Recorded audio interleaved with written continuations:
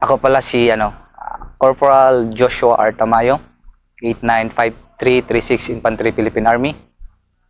Member of SR Class 185-12 and proud member of the 4th Scout Ranger Final Option No Time for Love Company. So, tuloy 12 years na ako dito ngayon. 12 years and 13 days ngayong araw na to. Ang isa sa hindi ko makalimutan is yung namatayan kami ng kasama. Saan party? Sa Asturga, Santa Cruz, Davao del Sur. May 9, 2016. Pa-eleksyon yun, hindi ko makakalimutan yan. So, ganito kasi yun. Iwan info yun sa amin iwan info. Ang iko-complete namin is si Ka Jasmine, ang pinaka-CEO ng Guerrilla Front 58 na naglalaro sa Bukidnon, Santa Cruz, buong Davao region, no? Isa siya sa pinaka mabangis noon. Actually, yung time na yan is hindi ko alam kung buhay pa si Parago. Isa yan siya sa pinakasikat babae, si Ka Jasmine. So may info sa amin na yung may-ari ng lupa na yun na pupuntahan namin is Kapgo siya, Kapgo member siya yung may-ari. Bali, nagpunta siya sa 2nd SRB kung nasa Santa Cruz pa kami noon para magbigay info na nandoon daw ang buong guerrilla front ni Ka Jasmine sa Asturga, Santa Cruz nga, Davao del Sur. So, agad-agad na nagpa-form noon si Sir Agoncillo, yung battalion commander namin noon sa Santa Cruz, Sir Agoncillo. Tinawag kami. Isang section lang kami noon, 4th SRC, kasi kami yung naka-on-deck noon lead by First Lieutenant Sanchez pa yun, classmate ko rin sa SR Class 184. Unang jumpong yun ni Sir. Then ang platoon sergeant namin si Staff Sergeant Junmar Bagundol, Master, hindi ko makakalimutan, Snappy. Then ako yung RTO noon on that time. RTO na ako. So from Santa Cruz, dinala kami sa LDLC namin. Actually from LDLC papunta doon sa kung saan naka-andoon yung grupo ni Ka Jasmine is almost 700 meters lang. Pero ang disadvantage sa amin is manggagaling kami sa baba. Bali, paakyat kami kasi bahay yun Yun yung disadvantage sa amin. Pero dahil nga ranger tayo, so ginawa namin ng paraan. So yun na, on that time, LDLC, inildi kami ng alas 2 ng madaling araw. So mga 700 meters, kahit malapit lang siya, tactical, SOP pa rin kami, tactical, dahan-dahan kami doon sa papunta sa target. So para in short, nakarating kami sa target on or about 4:35 ng madaling araw. Nakalapit na kami. So ang guide pala namin nag-info sa amin noon is Kapgo siya. Yun nga, tulad ng sinabi ko, siya yung may-ari ng bahay ng lupa na nandoon nagpwesto si Ka Jasmine. So, ang info sa amin is isang guerrilla front siya. So, hindi talaga kami nagkumpiyansa. Nung nandun na kami sa area, mga 4:35, 4:40, mag-aagaw liwanag na, mag-aalas 5. Nung nakita na namin ang paligid is, ang liliit ng kahoy na pwesto namin. So, may nyug lang ata yun, 2. Tapos, mga saging na. Tapos, nakita na namin yung bahay. So, yung bahay, kung ito yung bahay, dito kami, low ground kami. Low ground, so disadvantage talaga sa amin. So nung pagpatak ng 5, mga 4:55 ng umaga, may nakita na kami mga backpack doon. May backpack ng yung issue sa atin na nasa Kapgo ngayon. Nakita namin. Parang nag-OP lang muna kami, sir. Nung dumating kami doon, nag-observe kami. Tapos ang naunang nakita namin backpack. So pinusto agad kami ng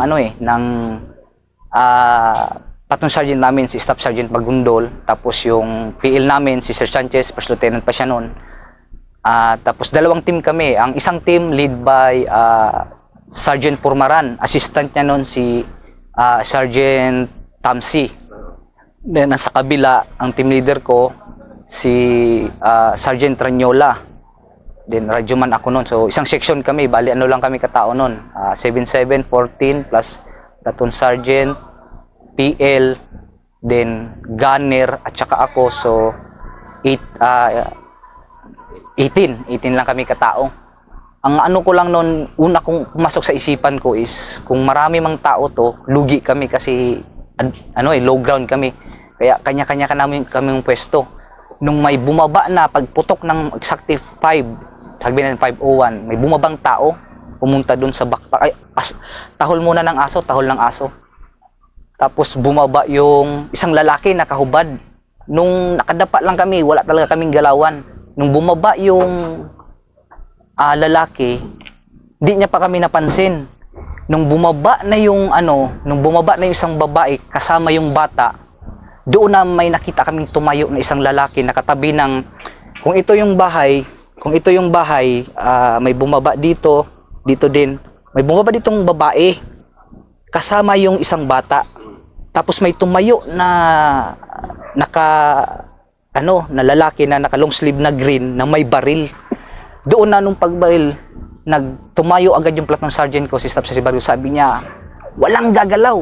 Nung pag walang gagalaw, pumutok agad yun.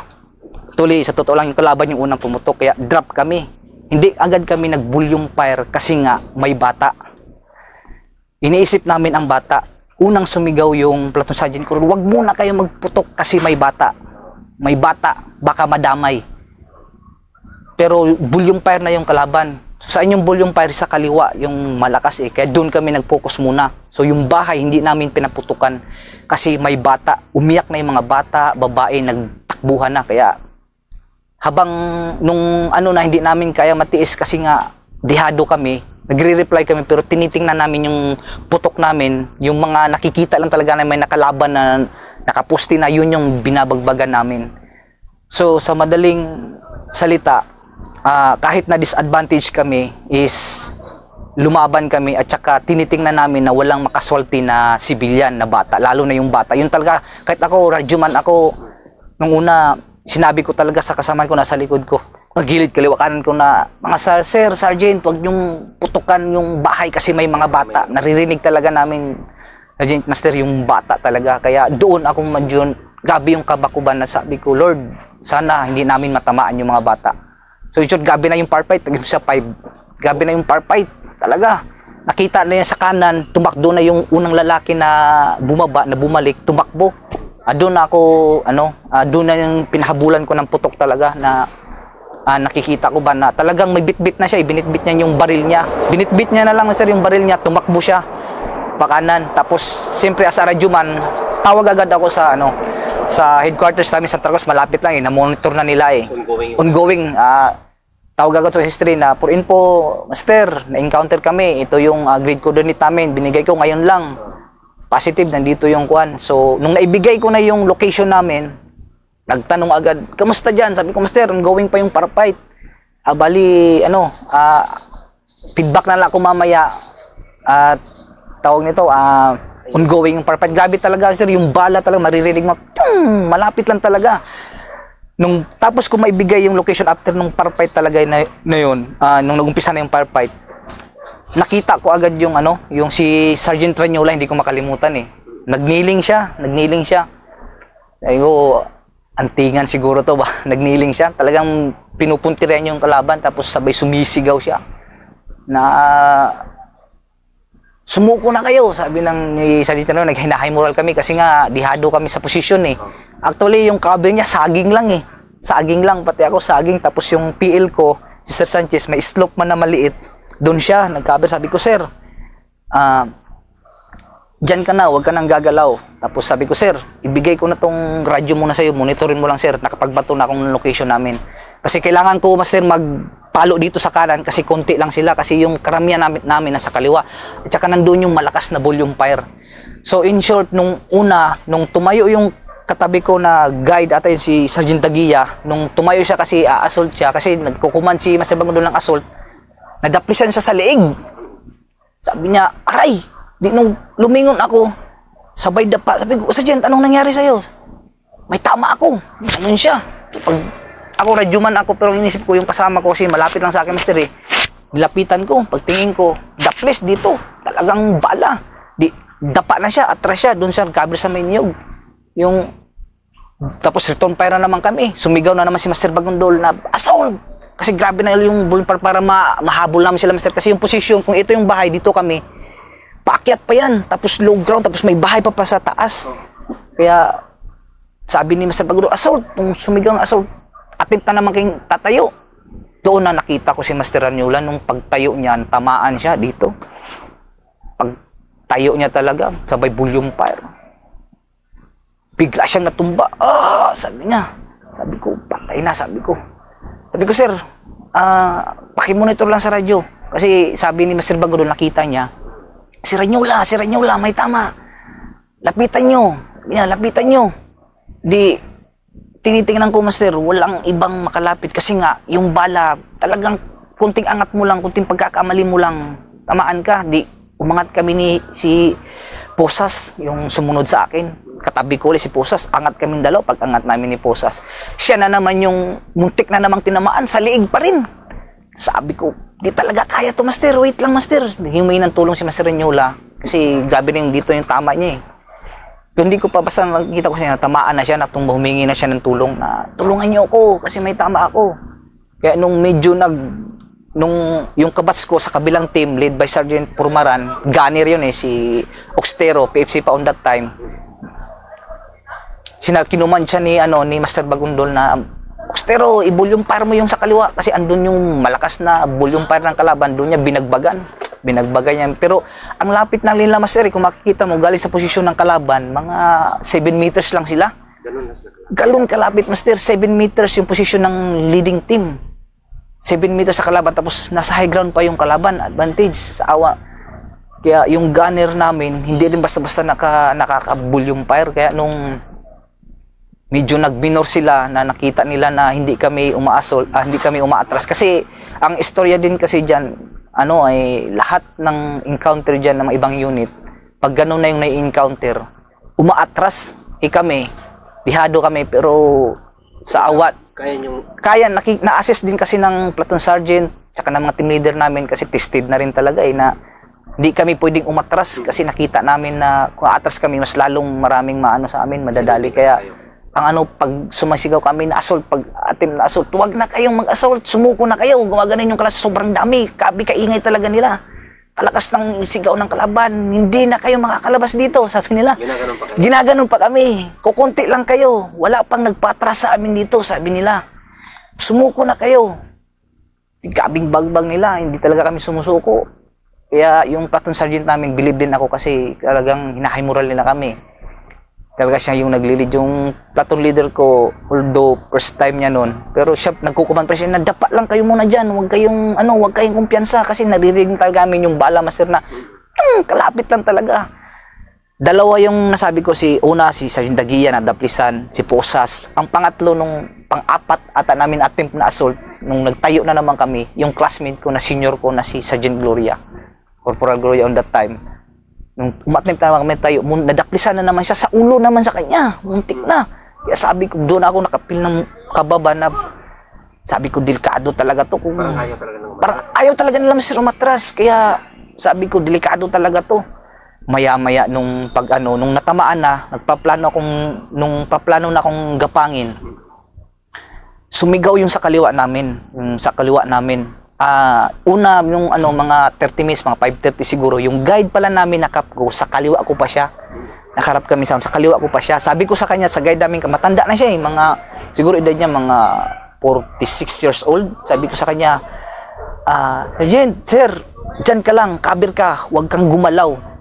Nung natamaan si Sergeant Ranyola, hindi ko na siya napansin. Kasi ang focus ko na kay Sergeant Ranyola na ako yung magre-recover. Nung dandahan ko na siyang ginagapang na nakakaabantig na kami pa konti-konti, nakakuha kami ng cover. Siguro yung mga kalaban, umaatras na rin pa konti-konti. Pero andyan pa rin yung volume fire nila kasi sa dami nila. Nung nakuha ko na si Sergeant Ranyola, hinila ko siya papunta doon sa posisyon ko na may nyug nyug. Tapos may slope. Parang ma-safety lang. Para ma-safety lang siya, hinila ko siya. Sabi niya, kababayan ko yan si Master Ranyola. So, na taga-Masbate, sabi niya, no, salamat, tulungan mo ako. Kaya hinila ko siya. Radyoman ako noon. Kaya yung nagmaman ng radyo noon, yung PL ko na, si First Lieutenant Chances at that time. Hinila ko si Master Bagudol. Tapos, si Sergeant Ranyola, hinila ko palikod. Nung nakita ni Master Bagudol nahila na, sabi niya, okay, prepare kayo, mag-assault na tayo, assault ulit. Kaya nung nahila ko siya, assault na sila. So nakaabanti sila ng mga 5 meters, nakatungtong na sila dun sa may parapet, Master, kung saan yung posisyon ng kalaban. Tapos Nung nakuha nila yung bahay, wala nang tao, pero ang volume fire ng kalaban, ang lakas pa rin kasi nandun na naman sila sa pangalawang ang kung saan ang daming nyug. Talagang, kung ito yung bahay na nakuha nila, pag ganyan pa, Master, pag ganyan pa. Meron pang, tapos ang daming nyug. Pinapaulonan kami ng tubo, tapos reply kami ng tubo. Nung nasip ko na si Master Renyola, kinapa ko yung katawan niya, tagilid. Ang nakita kong tama niya dito sa balikat. Tawag ko medic. Si Pusas yung medic noon si Pusas, junior ko. Medic! Tapos kinuha niya yung medic niya, tinanggal sa pack. Pero nakadapa lang kasi hindi kami makaangat Hindi ka pwedeng tumayo. Kinuha ko yung ginunting ko yung dito niya. Doon ko na nakita na yung lead na tumama dito sa braso niya. Nung naginunting ko to proper gunting ko pa. Sinira ko yung US niya nung ginunting ko to. Tapos nakita ko yung lead tumagos dito sa balikat. Dumikit dito sa liig niya yung lead. Tumikit lang yung lead. Pero ito, wala na. Wasak na itong ano niya. Kaya kung nandiyan sa regiment ngayon si Master Renyola, wasak na yung dito niya. Labing aray niya. Tapos nung nakita ko yun lang yung sugat niya, kinuha ko yung first aid ko. Nung nakuha ko na yung first aid ko na siya, na tourniquet, tapos bandage, pinatextured ko siya sa medic namin. Sabi ko, Jun po sabi ko, Jun, ikaw nang bahala. Pakitingin ng maayos kung tama ba kung meron pa bang ibang tama. Kasi kailangan kong i-monitor uli yung radyo para makalapit ako Master sa PL ko. So nung nahila na namin, si Junjun Pusas na yung talagang nag-properly na mag-asikaso dun kay Master Renyola. Hinila niya dun sa likod namin sa may slope na may nyug. Tapos nung lumapit ako sa PL ko kay Sir Sanchez, doon na nag-command si Master Bagondol na request kayo ng fire support. Doon na ako nag-request ng fire support. Kinuha ko uli yung radyo sa PL ko kay Sir Sanchez. Sir, request tayo ng fire support. Kasi medyo nakakakabir na kami, nakakaniling na kami. Kasi medyo nararamdaman namin yung tama na medyo mataas na. Kaya niling na, kabir ako ng maliit na puno lang, ganito. Niling ako, tapos tawag ako sa radyo na, ano bang call sign ng batalyon nun? Sa ano muna, Master, kinunik muna ako sa sa batalyon Basta nakontak ko sila. Nakontak ko yung batalyon, tapos sabi niya, ito yung call sign ng ng chopper na tatawag Hornet na, yun na, sabi niya Hornet. Kaya nagpausok kami, yung tail scout ata namin yung ng smoke grenade hindi, wala kami yung nagsiga na lang kami kasi kanyugan, Master, yung yung tawag nito, yung mga patay na dahon ng nyug. Pero hindi pa yun na-clear, ha? Hindi pa yun, Master, hindi pa yun nakiklear para makita kami kung nasaan kami. Grabe nang wagwagan habang ang naglilid doon sana si Master Bagondol, tapos yung isang team, tapos yung kabilang team, volume fire lang. Kasi kahit na nakaabante kami ng 5 meters, nakapatong kami doon sa may parapet na may bahay na yun yung kabir ng nasa unang ang-ang. Grabe pa rin yung volume fire kasi hindi pala namin alam na isang guerrilla front nga na mahigit 80 sila, tapos kami ganun lang kami, 18 lang kami katao.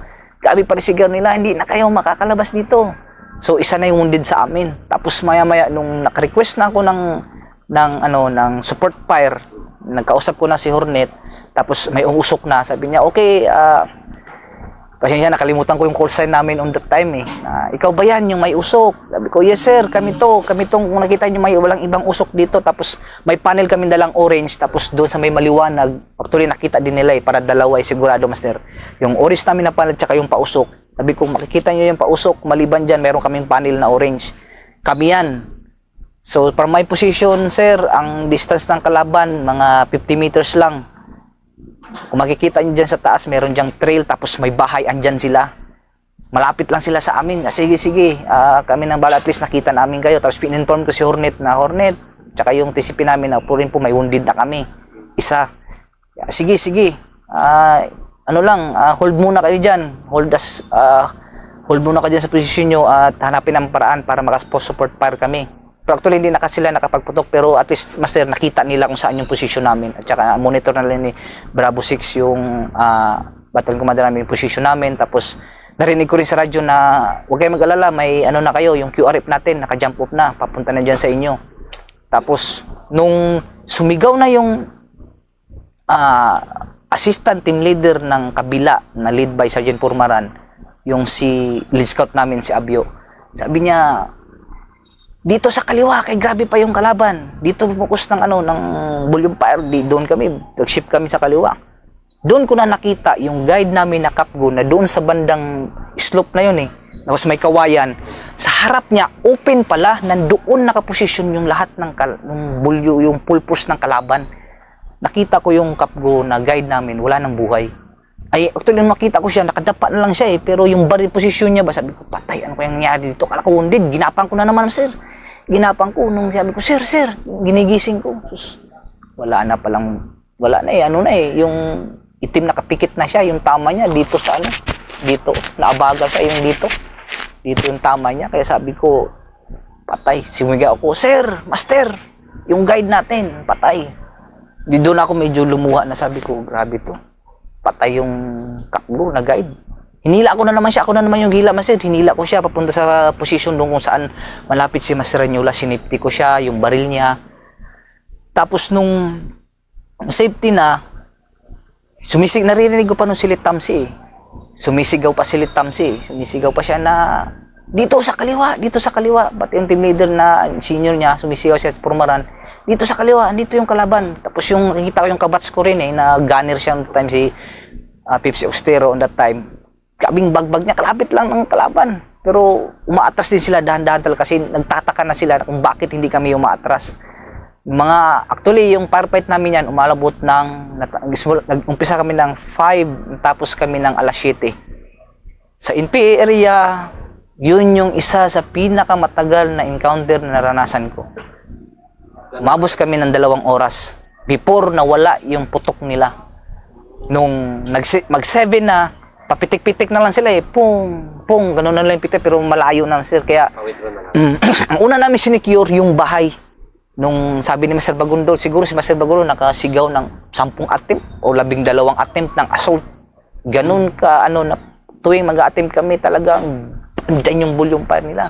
Sigaw sila. Kaya nung nagtaka na sila na umabot ng ganun kahaba yung encounter namin, umatras na rin sila. Hindi na nila na nung sabi ni Master Bagundol, okay, assault na tayo, wala na yung kalaban. Although may putok pa, Master, pero malayo na. Assault na kami. Kinira namin yung bahay, pinasok namin. Sus, doon ang gulo-gulo ng bahay, daming mga ng babae, mga bata. Tapos nung pag-assault namin, sabi ni Master Bagundol, pati ni Sir Sanchez, Sergeant Tam, sabi ni Master Bagundol, at saka yung team leader na si Sergeant Purmaran, kayo na lang, maiwan dyan. Kayo yung maiwan, pati yung test scout, maiwan kayo dyan. Kami yung mag-a-assault sa taas. So, doon sa pinakabungad kung saan kami, kung ito yung bahay, ito na yung bahay, pataas yan eh, bahay. Dito kami nung assault. Kami na yung naiwan dito. 4 kaming naiwan dito eh. Ang dares niyan, sa 14, nag-assault na yan. Nakyat pa nila yung taas kasi may bahay pa doon. So nung inigot namin, doon namin nakita yung mga blood stain. May blood stain sa bandang kaliwa yun eh. Kung nakaharap kami sa encounter, bandang kaliwa, doon namin nakita kung gaano kalawak yung pinagpwestuhan ng kalaban na ang daming bigas, mga bagong resupply sila. Tapos nakita namin yung blood stain. Sabi ko sigurado may tama talaga to. Pero on that time, before kami assault, hindi pa namin alam na si Silit Tamsi pala, may tama na pala.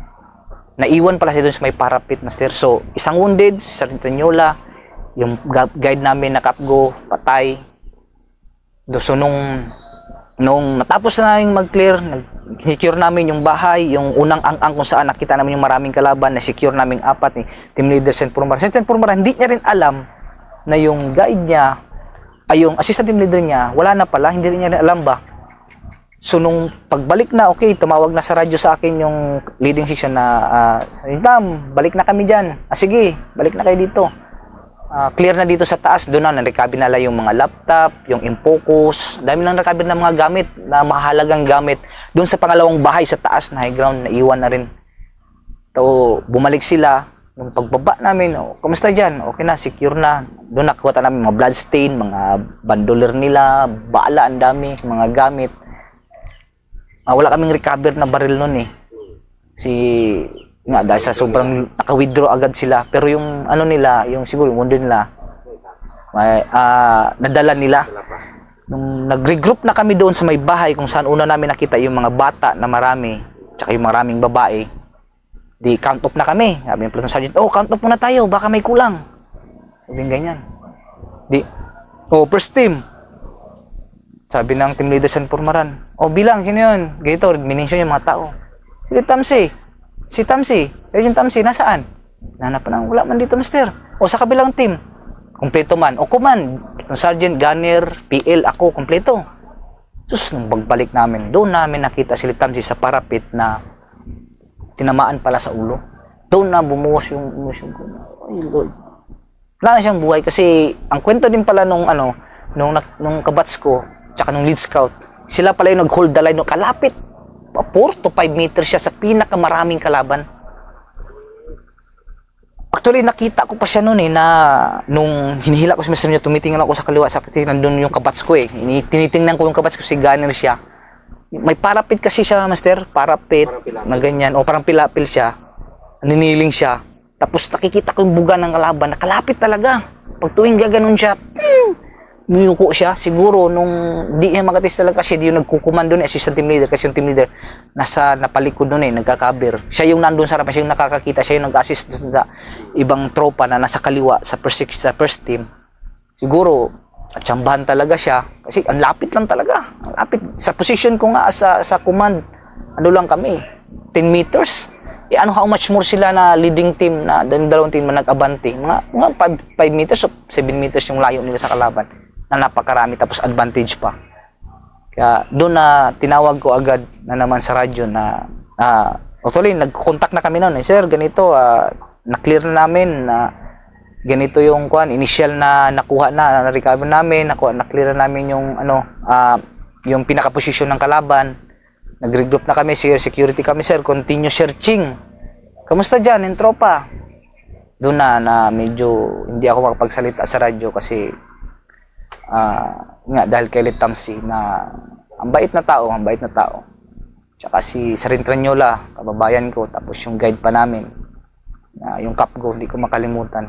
Halos hindi ako makapagsalita sa radyo noon halos hindi ko mabuka yung bibig ko na paano sasabihin na patay yung isang assistant team leader, may wounded, tsaka yung guide pa namin na mismong nagsabi, sa amin na nag-info na nandoon yung grupo ni Ka Jasmine, ng Guerrilla Front 58.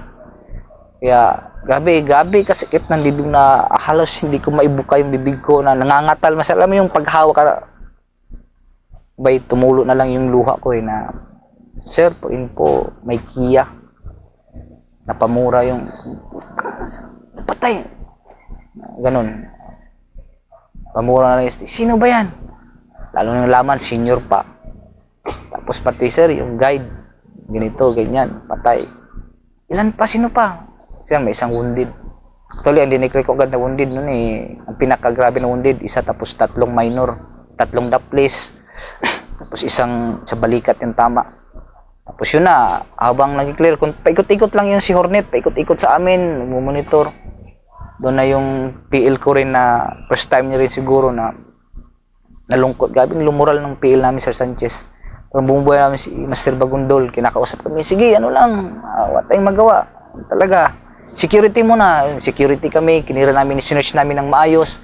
Hanggang sa dumating yung reinforcement namin na mga PNP, may PNP Santa Cruz, dumating doon sa amin, yung isang QRF na nilink up namin nung nalaman namin na patay na, naghintay kami nung master na makuha yung makarating yung reinforcement para kasi isipin mo master, na-wounded si Master Ranyola mga 5:45 to 6. Naibak siya is around 2 PM. Doon din ako naniniwala sa yung may bato lang siya nakasabi niya sabi sa akin nung na-secure na mga 7, mga 8, actually 8, mga 8:30 ganyan, clear na namin yung yung encounter site, naka-security, tapos doon sa may bahay na kami nakatambay. May pinakuha siya sa akin na tubig. Kaya kunin mo yung baunan ko na tubig. Yung may bato, sabi niya sa akin, may bato. May bato, bakit may bato? Yun lang yung nakita ko sa kanya. Actually, di ba sir, pag ma-wounded ka, bawal uminom talaga yun. Sabi bawal uminom. Pero sabi niya, hindi. Inom pa konti-konti lang. Sabi pa nung pil ko, Sargentam, Sargentam Ranyola, bawal ka uminom ng tubig kasi may tama ka. Hindi sir, herbal to, sabi niya sa akin. Napabiro pa siya, herbal. Pero ang naisip ko talaga is yung, yung dala-dala natin. Nandun sa tubig, yung 3 bato. Hindi ko makalimutan, 3 bato na makikinis nakalagay sa baunan niya. Yun, ininom niya lang. Ininom ng tubig. Pero grabe na yung bleed. Pero actually, na-stop na namin yung bleeding niya. Pero, may, Malala talaga yung... wasak eh. Lupay-pay na to. Ginano na lang namin. Pag masasagi nga, umaaray siya eh. Nung binuhat na namin siya doon papunta sa secure location, doon sa may bahay, yun lang yung iniinom niya, yung tubig. Yung tubig na yun, padahan-dahan. Habang naghihintay kami sa yun lang yung hiningi niya sa akin. Na, hindi nga ako kapaniwala na yun yung wounded niya na alas 5, mag-alas 6 pa lang, pero naibak siya alas 2 na. Pero putla na siya kasi marami, kahit na naka-first aid siya, naka-tourniquet na siya, marami pa rin dugong lumalabas. Kasi dito yung tama eh, ito wasak. Ito tourniquet yan. Di bandage lang kami, sinaksakan lang namin ng yung pang sa kanya, yung dito, yung exit wound ng tsaka dito, sinaksakan lang namin ng cotton, yung ang tawag dyan, yung nilalagay sa yung sugat niya para at least ma-stop, tapos tinali lang namin, tapos yung ganon. So actually walang hindi pala yung na-tourniquet, hindi pala yung na-tourniquet dito kasi dito dito yung tama, tumagos dito. Hindi siya ma-tourniquet yan, so sinaksakan namin ng tela na para ma-stop yung bleeding. Mas nakaganon siya. Kaya yun yung kinakaba ko kasi lahat naman tayong ranger marunong mag-first aid eh. So yun yung ko na naniwala din ako doon sa dala-dala niya na bato na yun, at kahit tubig lang iniinom niya, na-survive niya yun. So gabing kaba ko na kung siguro nga kung Purya Buyag, kung si Sir Entranyola is hindi rin malakas yung dala-dala niya siguro doon sa bato na yun, is baka simba ko lang, Purya Buyag, pangatlo siya doon sa uwian namin. So yun yung isa sa pinaka hindi ko makakalimutan na encounter sa Imperia na maliban sa hindi makakalimutan is napakasakit. Si isang patay, 2 patay, isa na kasamahan talaga namin na dugong port company, isang wounded. Kaya grabe yung napakasakit na ganun pala yung experience na ikaw mismo mapasali doon sa encounter na mamatayan kayo ng kasama, mawundiran. Tapos proud din ako kasi kahit paano, kahit radyo man ako, ginagawa ko yung part ko, at isa rin ako sa nakatulong kay Sir Entranyola para ma-exit siya doon sa kung saan sa napakadelikado na sitwasyon. In short, yung nakita namin na blood stain kinabukasan nung sinundan namin yung trackings nila is may patay. Na-recover namin yung patay nila. Isang patay, bali, from encounter site, pakyat yun mga 1.5 clicks air distance. Sinusundan namin trackings nila, doon nila iniwan yung patay ng kalaban. Isang patay. Hinulog na lang nila sa bangin, maser Hindi na nila madala.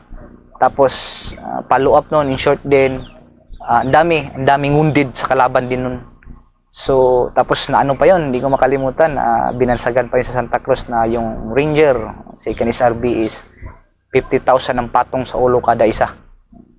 Kahit tanungin nyo yung Police PNP, in that time, 2016, yung pagtakbo yan ni President Duterte before yung eleksyon. Pinatungan kayo? Pinatungan ang 2nd Scout Ranger Battalion yan. Na kung may mapatay, 50,000 ang ibibigay. Tapos doon din tumunog, matagal lang tumutunog yung 2nd SRB. Doon mas lalo ding nakilala doon sa Santa Cruz na yun na kwentong ng mga kaibigan nating Nico, intelligence na ang nabangga nga namin is Guerrilla Front 58 na almost 80 plus sila. Kaya doon pala daw nagtaka yung yung asset ng Intel na Ranger pala yung nabangga nila, kasi ang akala nila mga IB lang yung nabangga nila, na umabot ng 2 oras yung encounter na nagtaka yung kalaban bakit di kami umaatras sa sitwasyon na yun, na although dihado kami, nadikitan talaga namin sila. Yun nga lang siguro kung re-recall ko yung nangyari, siguro kung walang bata lang talaga yung time na yun, on the spot yun, marami talagang patay sa kanila. Kasi yun nga, sumunod pa rin kami sa sa rules of engagement. Yung pagkakita pa lang ng bata namin, pagkita pa lang namin sa bata, doon ako kinabahan, may bata. Kaya kung wala sigurong bata yun, siguro will din talaga ni Lord na ganun yung mangyari. Pinaka natutunan ko din talaga doon, number 1 yun nga, yung pagsunod sa rules of engagement. Kasi kung nagpadala kami sa bugso ng damdamin namin, wala na akong pakialam kasi kalandyan yung kalaban eh. Kung talagang binugahan na namin nun, damay yung mga bata nun. So, mas lalong masakit. Although masakit sa part namin na nawalan kami, at least walang nadamay na bata doon sa encounter na yun. Kaya nga mahalaga sa encounter o sa operation na alam mo yung rules of engagement. Na paano mo, yun, tulad nun, sitwasyon na yun. Kung hindi namin alam, wala kami sinusunod na rules of engagement tayo doon ng mga ranger, siguro damay na yung bata doon. So, yun yung isa doon sa pinaka-the best na natutunan ko. At yun nga, although PFC pa ako that time, talaga kailangan malakas yung loob mo para kahit na kung ano man yung posisyon mo, magampanan mo, and then meron ka pag extra na magawa. Radyo man, nung matapos ko ibigay yung location, binigay ko, tinakanong ko sa PL ko, tapos hinila ko yung wounded, isang patay. At least yun, proud din ako na nagawa ko yun kahit na gano'n na yung sitwasyon. Sa pagdadala ng tao, ngayon nasa team leader, ano yung karanasan mo sa kanila na hindi mo makalimutan sa kwento man yung kabundok man yun or sa atin? So ngayon bago pala akong team leader, so kung i-compare ko noon, dapat talaga makikita ang ma-compare ko is pag once team leader ka, dapat lalo na pag ganyan encounter, presence of mind ka. Dapat alamin mo kung anong sitwasyon, tingnan mo yung kaliwa kanan mo, kung may kamusta yung tropa mo, tapos dapat high moral mo, no? Kahit yun nga, yung platoon sergeant ko, yung mga team leader namin noon, kung siguro kung mahina lang din yung loob nila, atras kami noon kasi dihado kami. Doon yung nakita ko ng yung mga old ranger, old team leader na andun yung leadership ba. Yung team leader ka, platoon sergeant ka, gampanan mo, huwag kang magpa-lumoral, lalo kahit na sabihin natin may wounded, may patay, huwag magpadala. Kailangan gampanan mo talaga yung pagiging team leader mo na huwag ka magpadala sa negatibong sitwasyon kasi napakahirap na pag ganun team leader ka tapos may mawundid sa tao mo, may mapatay, hindi mo na alam yung gagawin mo. Dapat buo yung loob mo, presence of mind ka na kahit ganun yung sitwasyon, kailangan marunong kang magbigay ng lakas ng loob sa mga kapwa mo, mga tauhan mo. Yun yung isa sa pinaka dito the best. Dito naman sa anong klase dito sa baba? Di pagdating, actually, ngayon wala pa ako masyadong kasi unang jumpong ko pa lang. Pero although unang jumpong ko na team leader nitong nakaraang linggo lang is maganda naman yung score namin. Score din naman kami. High moral, no? Hina-high moral ko lang yung yung mga tao ko. Kinakausap ko sila kung may problema. Tapos normally pag nandito kasi mababa, may duty talaga yan. Yun. Okay, pag duty kami. Tapos ang lagi ko lang sabi sa kanila na kung may problema kayo,